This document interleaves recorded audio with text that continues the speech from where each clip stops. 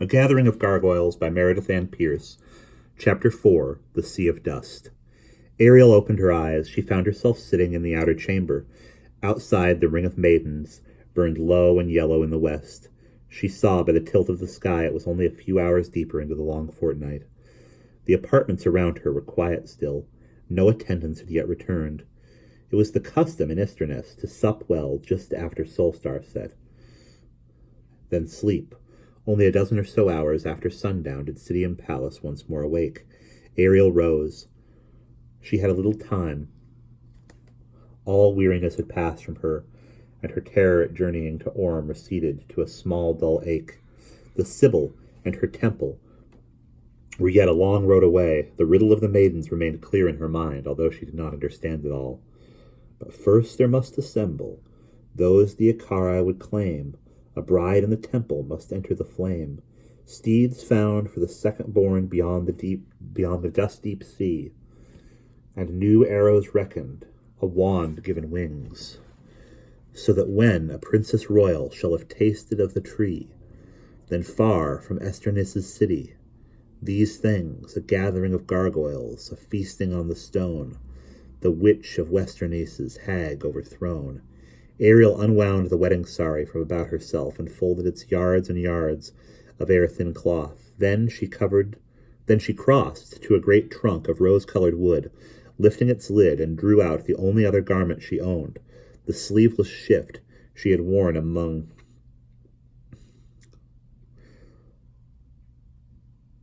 the Ma'amabai. Ariel threw on the desert garment, surprised again how light it felt, with great armholes to let the air enter, and a wide, uncollared neck. It hung loosely, falling unbelted to her knees. "All I need now is my walking stick," she murmured to herself, "and I would be a true desert wayfarer again." She lowered the heavy trunk lid then. Turning swiftly to catch up the folded sari, she quit the room. Ariel hurried down the empty halls. The palace attendants had disappeared hours before. The courtiers were all abed. Ariel fetched her bandolin from the music chamber, carried it slung by its strap over her shoulder. "This is mine," she told herself. "The lady gave it to me, and I must have some means to earn my living." She ran unseen through the great receiving hall and out again into the garden. There she gathered alm nuts from the little orchard, shaking the papery shelled kernels from the pale-skinned trees. Then dark red dates and leather figs. She pulled up the bitter white bulbs of long grass growing beside the stream. The fisher-folk carried them in lieu of water flasks. She tied them all into her sari, hefted the bulky load onto her hip, and hurried upstream toward the cliff overlooking the sea. She came at last to the little headland and followed the stone wall till she came to the steps leading down.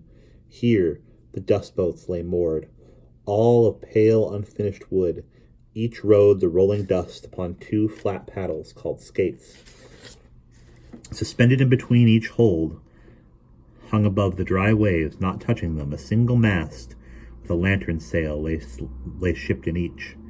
Ariel searched for Haddon's little craft. The lady's youngest son had been teaching her dust sea sailing, how to tack and duck the swinging boom. She found the craft, unslung her bandolin, untied her sari. She stowed her provisions in the hold, lashing the hemp cloth cover down to keep out the dust. "Ariel!" The voice startled her. She whirled. Haddon stood upon the headland, barefoot, his closed-toed slippers clutched in one hand, his yellow robe slung over one shoulder. He wore only the knee-length pantaloons that were the undergarb of Eastern men. Ariel cast off the mooring, tugged the little boat away from the others. Haddon drew near, and Ariel saw with a start he was sopping. The lady's youngest-born laughed, slung the water from his hair. "I fell in the stream, carrying a rat home from the revel. The others went on. I was on the bank, wringing my gown, when I saw you go by." Ariel had reached the end of the pier. "Sister, where are you off to alone at such an hour?" "Haddon, lend me your boat," she said, looking seaward. "Would you go sailing?" the other began, joining her upon the pier. "I will come with you." But Ariel shook her head. The yellow-haired youth grew sober suddenly. "Sister, where are you going?" When Ariel turned to look at him, he started, reaching to touch her cheek and shoulder. "What is this?" Ariel realized her cheek, her arm, one hand, wherever the maidens had brushed her, was covered now with a fine yellow dust. "They've left their gold on me," she murmured, brushing at it. It lit the dark. "Who have you been trysting with?" Ariel looked off. "Messengers," she said. Haddon gazed at her. "No messengers passed through the city gates." "They did not come that way."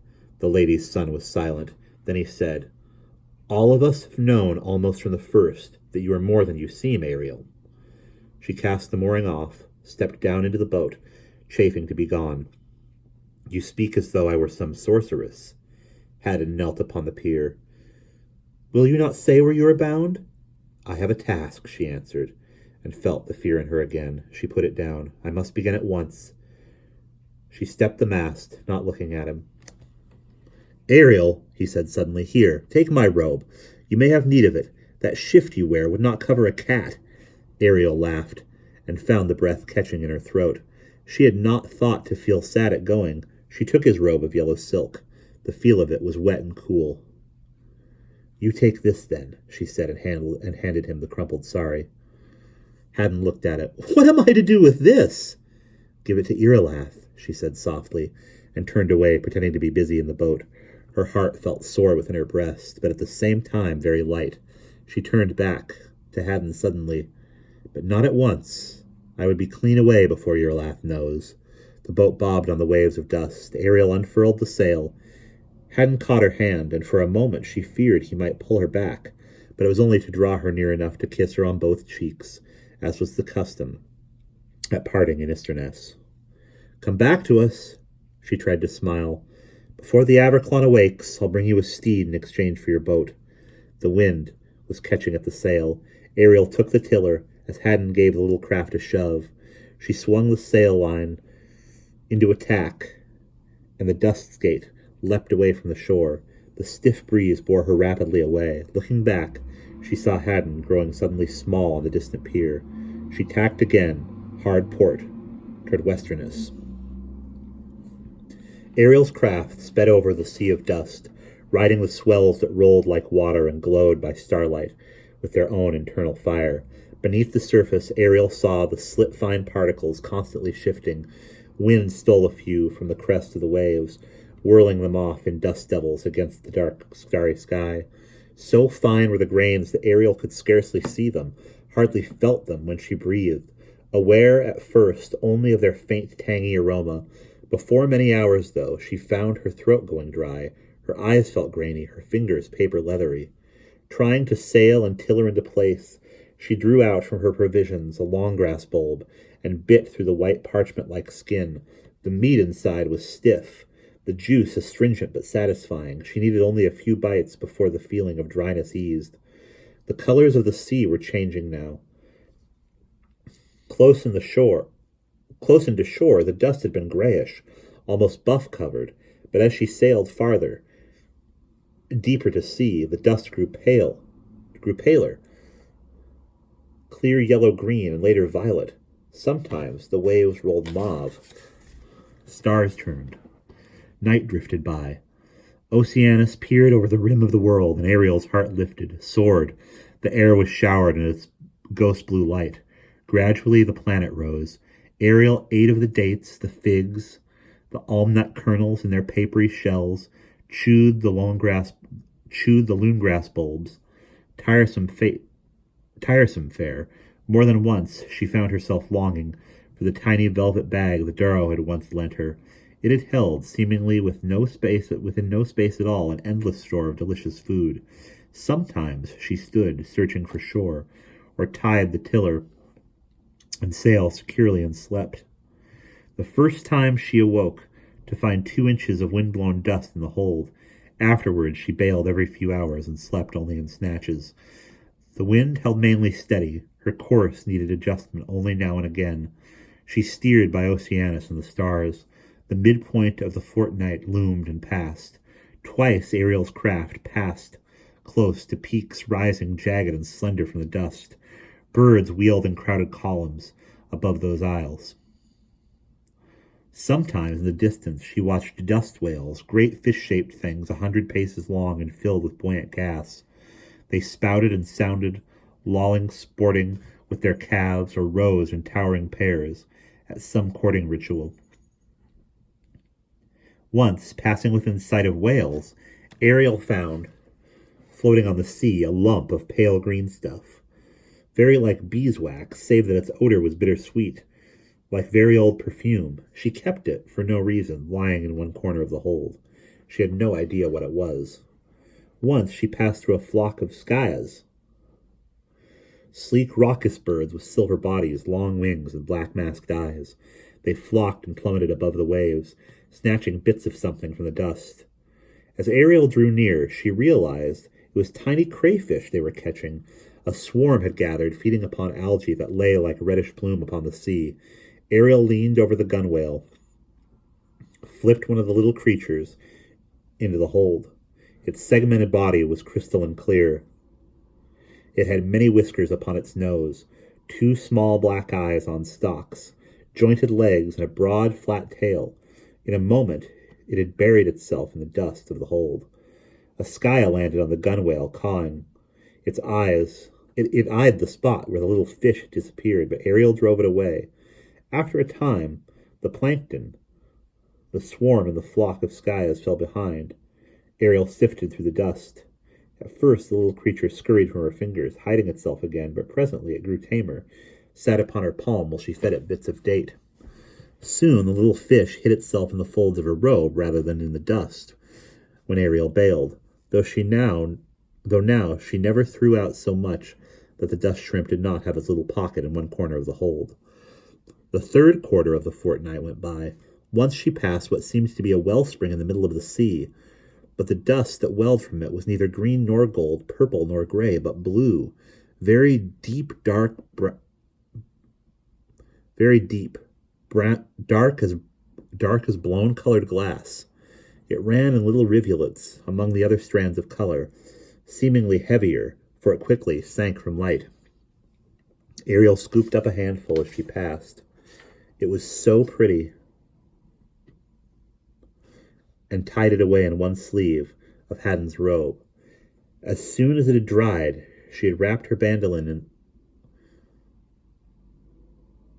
As soon as it had dried, she had wrapped her bandolin in that to keep out the dust, the gray-green wax as well.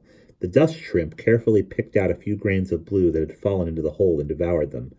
Ariel fed it another pinch, all it would eat, and after that, its crystal shell was blue.